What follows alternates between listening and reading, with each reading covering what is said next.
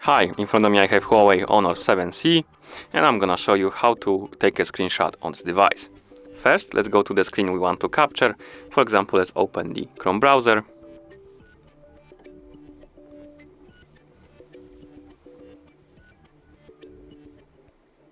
And now to take a screenshot, we need to press the power button and volume down button together and hold them for a second or two.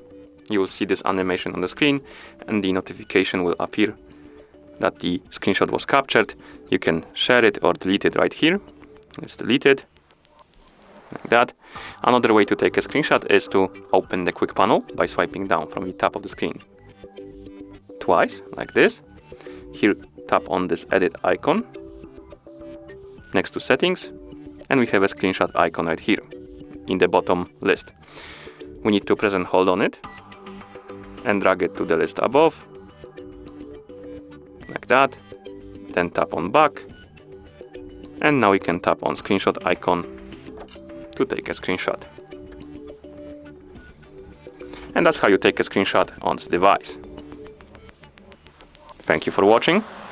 If you found this video helpful, please consider subscribing to our channel and leaving the like on the video.